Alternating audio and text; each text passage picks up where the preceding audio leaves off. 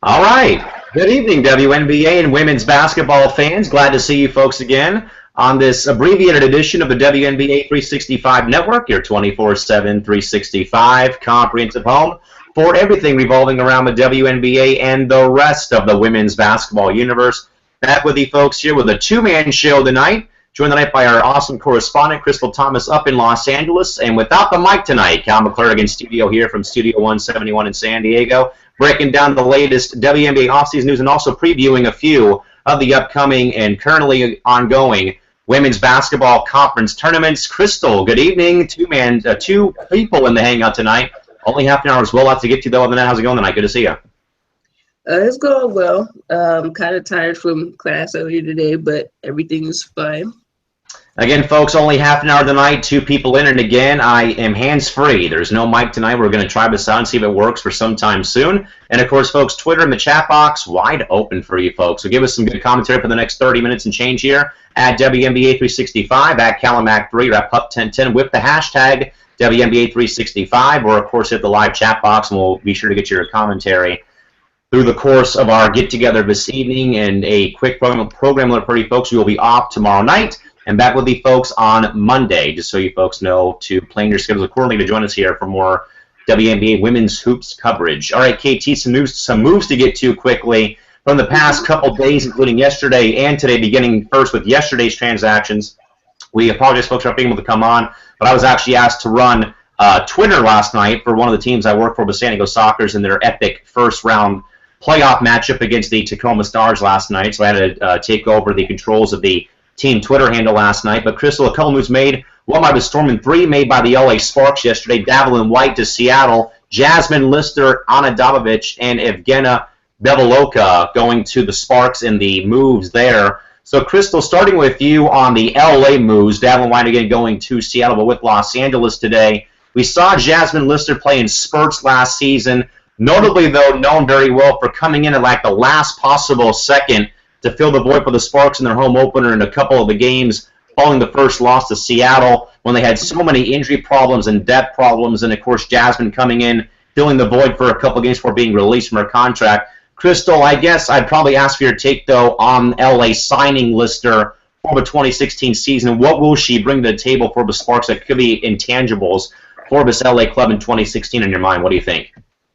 I like the Lister. People have to realize she came in kind of late in the season, and she was still able to be pretty effective. I think she's going to bring.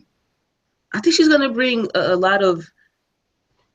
I don't want to say court awareness, but that's the word I'm thinking of right now. I think she's going to be able to, pass it to the open man on the court. I mean, it's a step up. LA. Is it going to help LA's point guard problems? Probably not, but I think it will be a step better than what they were possibly going to have before. So, I mean, I like Jasmine Lister. I like her game. And now, hopefully, she'll be here for a full training camp. We'll get to see how much she's involved since the last time she's played with LA.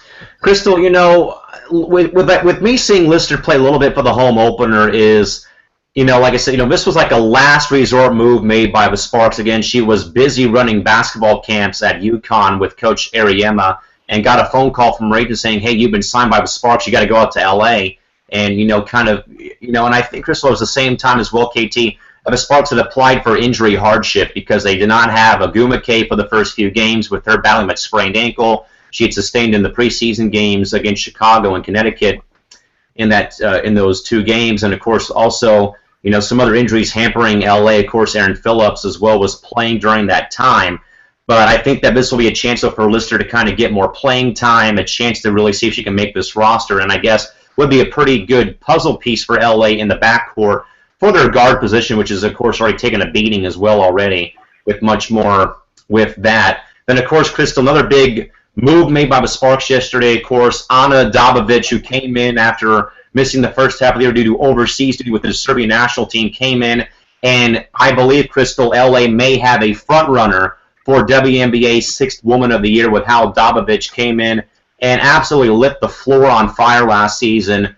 And really, I think, though, kind of, made us skeptics, like myself and a few other people that were on this channel when she was signed, as to why Brian Agler signed her in the first place was, as we know, that it's hard to for us to kind of scout international talent. But of course, Brian Agler, big on the free agents, big on vets, and of course, big on overseas, players and stuff. And this was literally a diamond in the rough that Brian Agler had found for Los Angeles.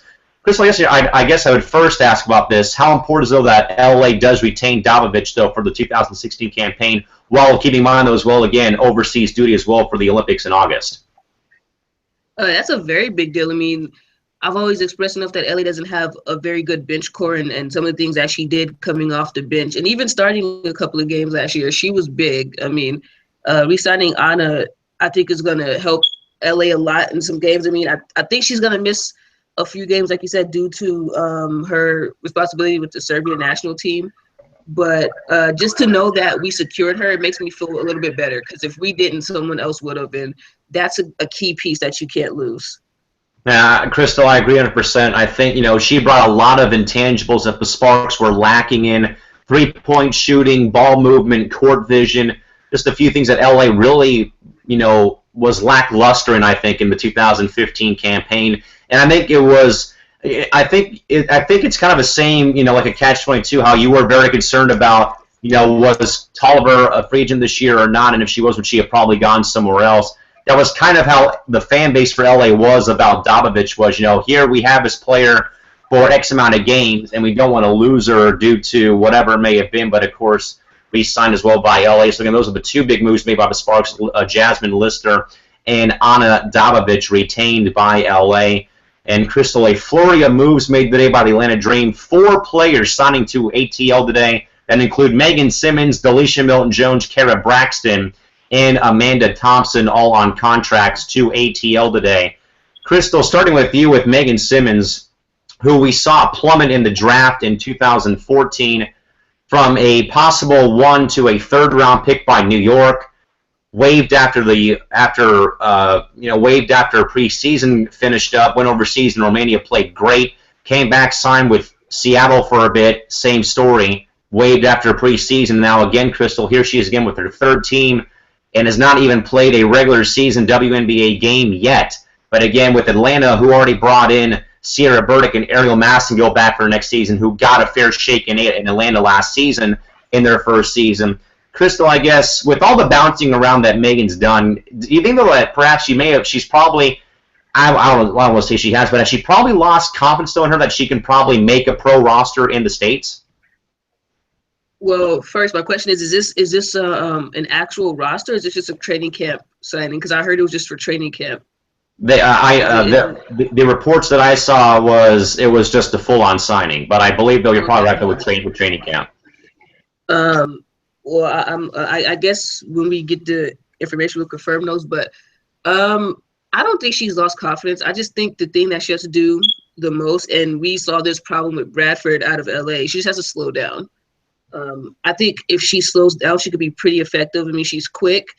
I think if she slows down, her quickness can really get people on their heels. But she's out of control. She plays out of control. And I know she's a young player, and hopefully she learns to play in control. And I think if she learns to play in control, she'll be so much better than what she is. But I think that's her main problem right now, is that she tries to play a little too fast and gets a little antsy. But I think if she slows down, if she learns how to slow down, I think she could be probably not an all-star, but I think she could be a really effective guard in the league if she makes a roster this year. All right, folks, we'll step aside and we'll segue to our chat box quickly. A clarification note from our good man, Corey, who's kind of our cracked research department that's always kind of keeping us in line. He does confirm, Crystal, all signings by ATL today are training camp contracts. Okay, and we want to revisit the Sparks real quick, Crystal, from our 6th man of the year. But tonight, playing swingman on our starting lineup tonight, Todd Mintz, who wants us to talk about Evgenia Belikova. He says plays for the Russian team. Crystal, his question to you is, what role and or impact do you see her having for Los Angeles? I think she's going to be big off the bench. I mean, like I said, LA needs more bench players. I say it all the time, but LA probably has one of the worst bench teams in the league. And especially with the new format, especially, is she on the Olympic team, by the way? okay, because I was going to say, especially with everyone leaving, we're going to need extra bodies. So, but she's not really going to be there in the beginning. But I think whenever she does come back, whenever, you know, her training camps overseas is over, I think she could be big. Hopefully, you know, their bodies will be rested because I know they're going to be, you know, playing in their training camps, and then they're going to the Olympics, then coming back and playing in the WNBA. So hopefully everyone can stay healthy, and I think that's why she'll be a vital part of the bench. You know, KT, LA is thirsty not just from the drought, but for bench help as well. They have lacked in that department, as we said repetitively the past few shows, is they need some help off the bench, and I think that Evgena can easily give them some type of bench help. And again, I think though it's kind of a blessing in disguise though that we do have the Olympic break as well as in the mix as well this season, which I think is going to be either a blessing in disguise for players and for everyone else. So that's my take on this. Another quick tweet here, real quick. Actually, to me on this one, talking about we'll get to this one as well from San Antonio from a Twitter handle at WBB_247. Thanks for stopping by, dropping me a line. But in regards to San Antonio signing a free agent player today or a couple days ago, Frida Eldebrink signing to San Antonio, plays on the same team as Nneka Ogwumike. You know, Chris, we talked about the Stars, though, as well.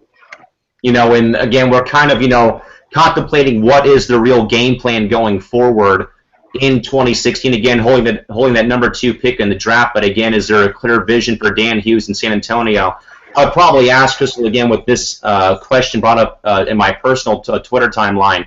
Again, Frida Eldebrink to San Antonio. Obviously, they're going to need some depth and some bench help, so I guess would that be probably what Adrina would probably play for San Antonio for the time being through training camp and probably through their 2 preseason tilts?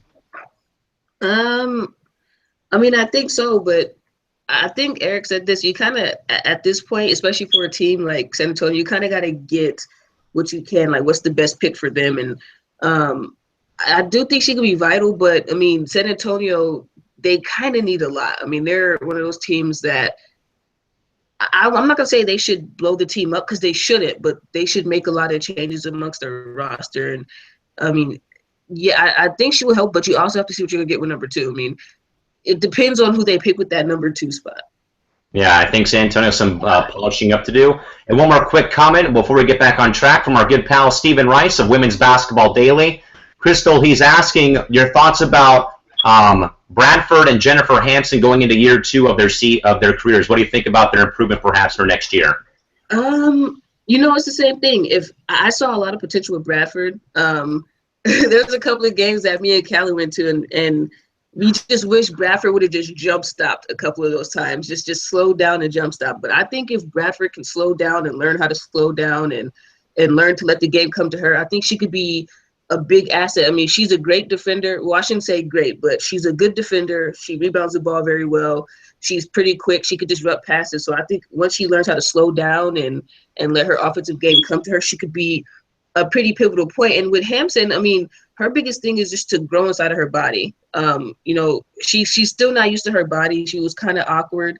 She was long. She did help a lot, especially with those Brittany Griner battles. Other than the fact that she got dunked on, it did help.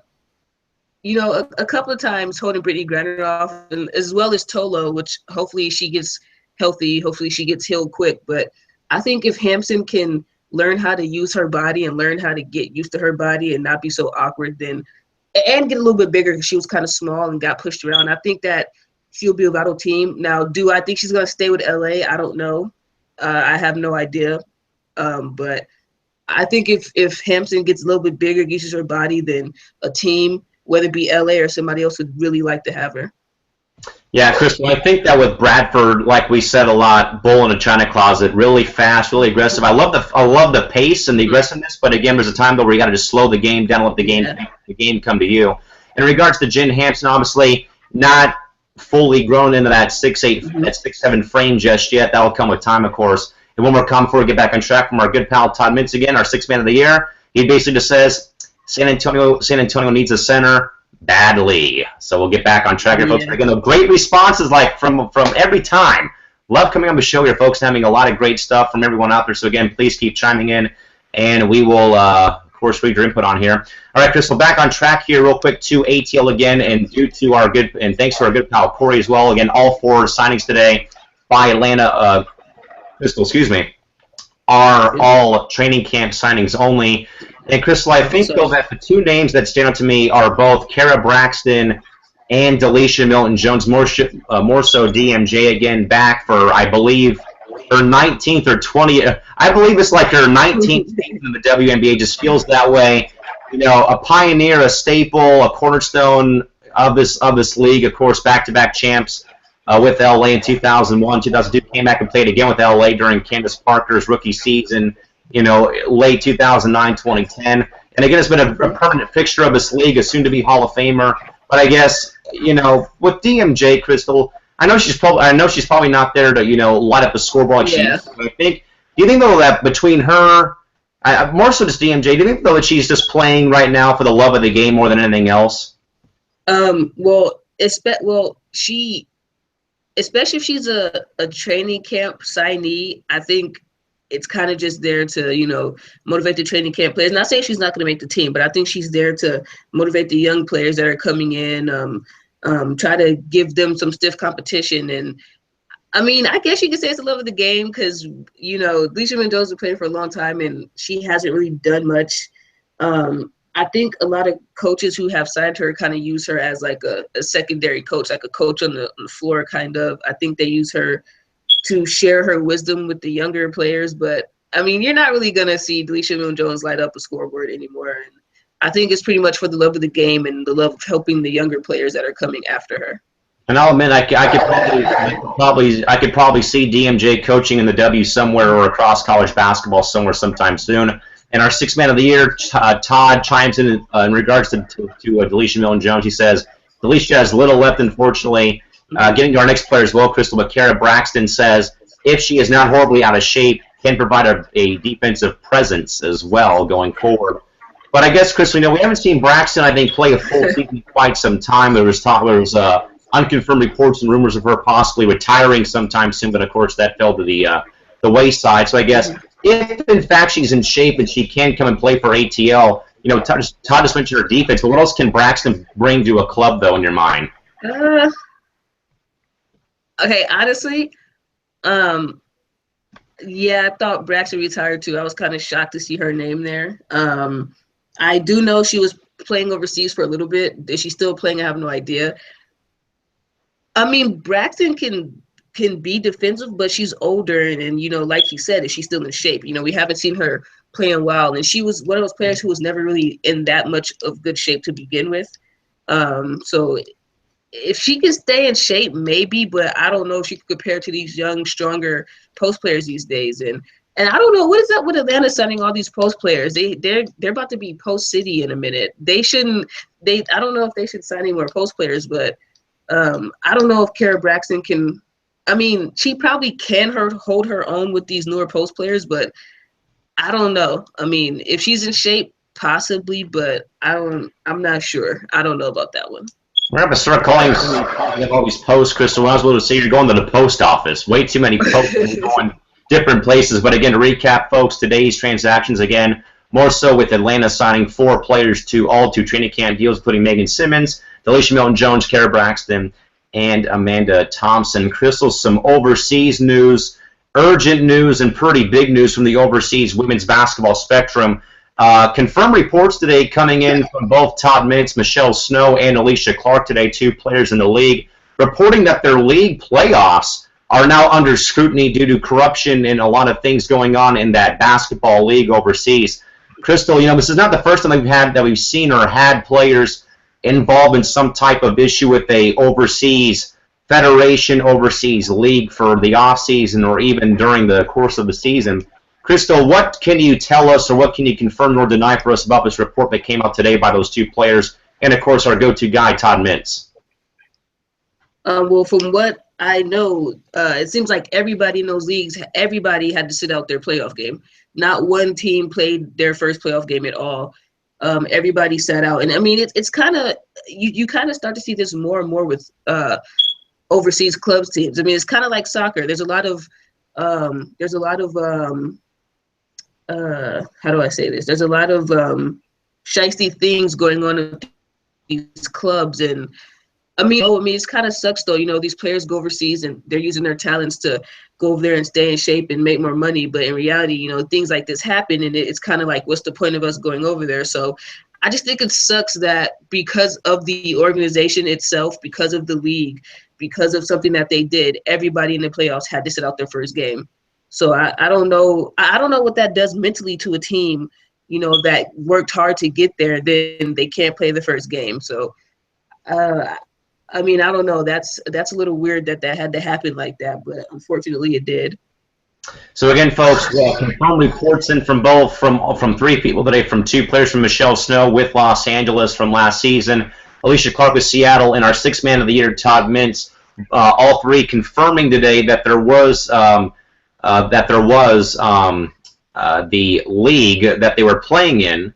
League eludes me right now, but I did see the message though that Todd sent me earlier in the evening again that the entire league had to sit out round one, the first playoff game for the overseas playoff series due to, again, a lot of corruption, a lot of things going underneath the rug in that league. So again, we'll keep you posted with that on Monday night show. Crystal, going to some of the very, very exciting action on the college hardwood today. A lot of great stuff today across a lot of the notable conferences.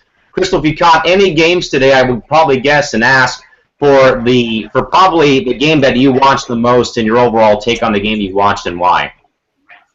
The game that I caught, because I'm gonna keep it real. I was trying to watch the Rutgers game, which ended up being a really good game, but I was tired from school and I took a nap in the middle of the day. And when I woke up, it was over. So I was trying to watch that game, but the game that I caught was Tennessee and Arkansas, and I also caught Georgia Tech and Wake Forest.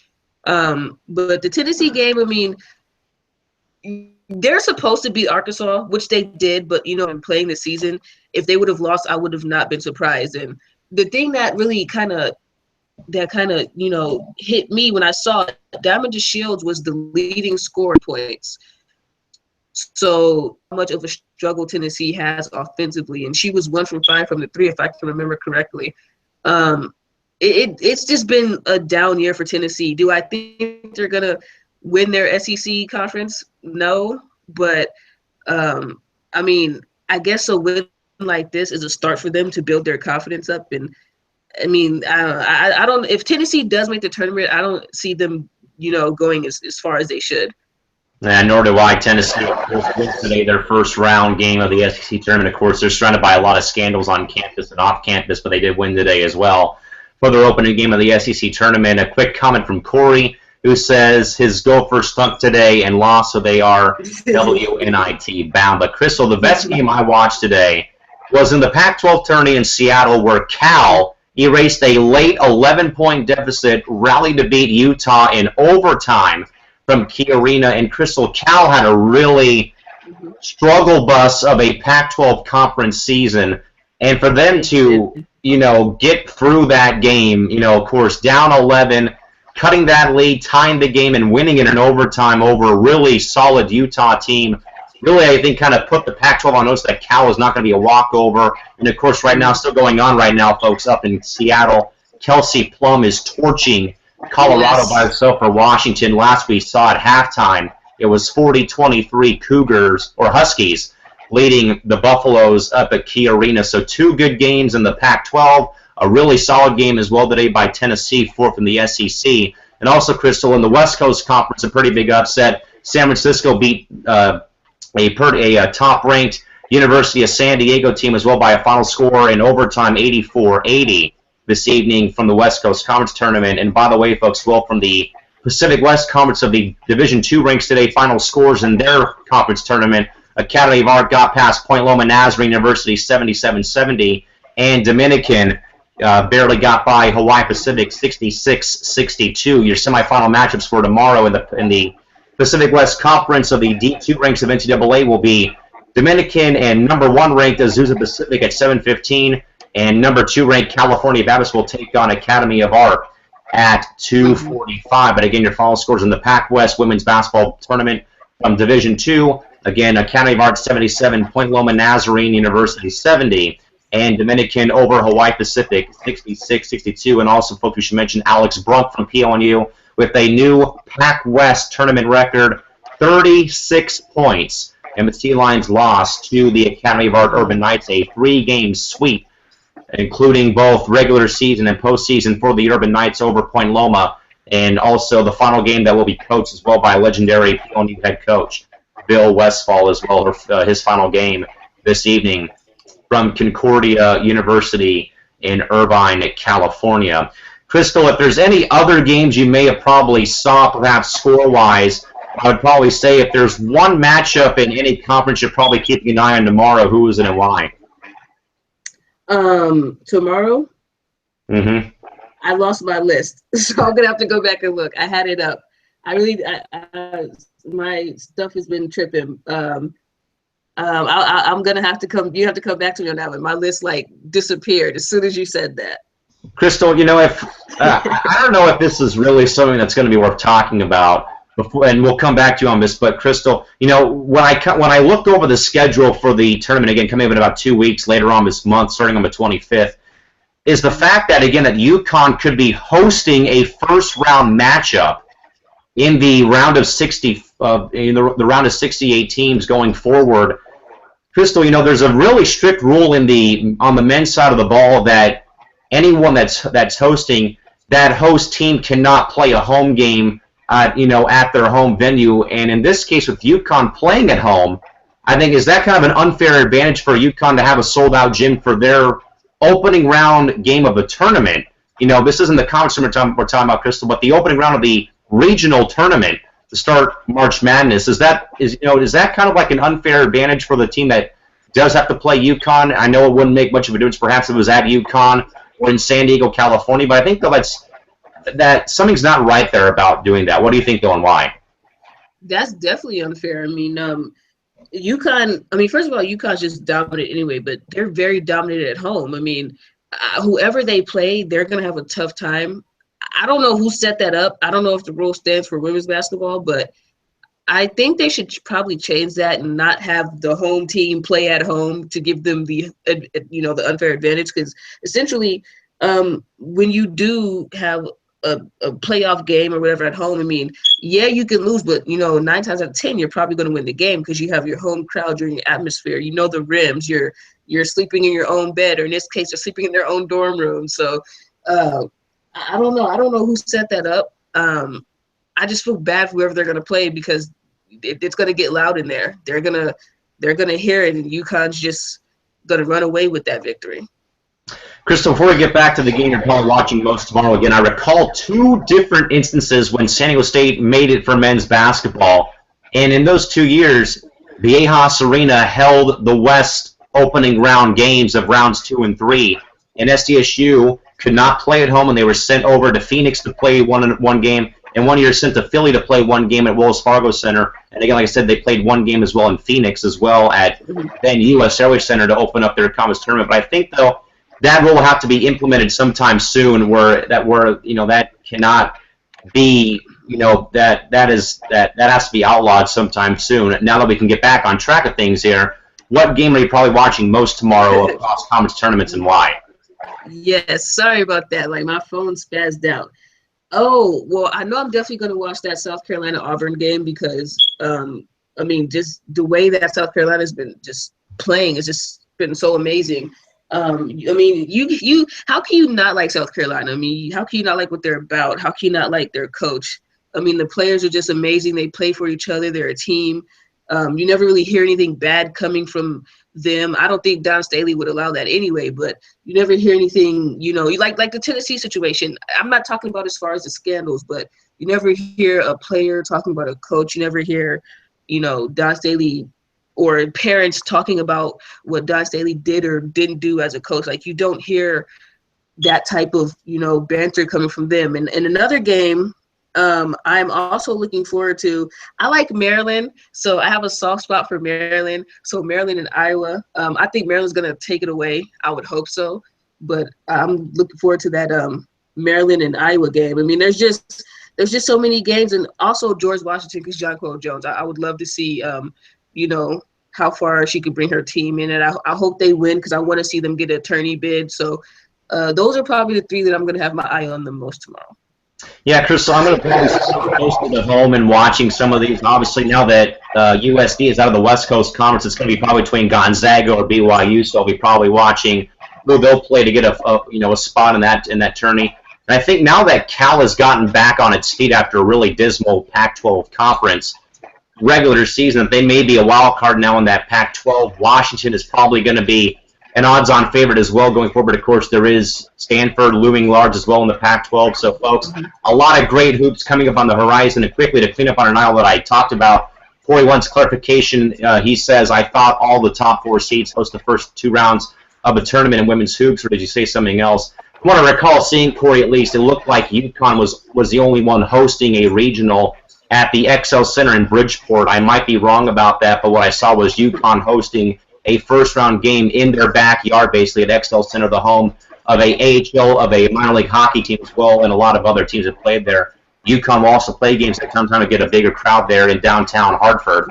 But again, unconfirmed, but I believe, though, that only UConn has 1 home game so far, at least in their city or their area going forward. I might be wrong on that, but that's at least what I recall gathering. With that, though, folks, we'll quit while we're ahead. We'll see you folks back here on Monday night. Back here at 9 o'clock p.m. PST, we'll hopefully have more talk and more moves made in the WNBA, and we'll also update you folks well on everything going on in every conference tournament across the country. With that, folks, for Christian Thomas up in Los Angeles, John McClure down the I-5 from L.A. in Studio 171 San Diego signing off. Have a good week and see you back here on Monday. Take care and bye-bye.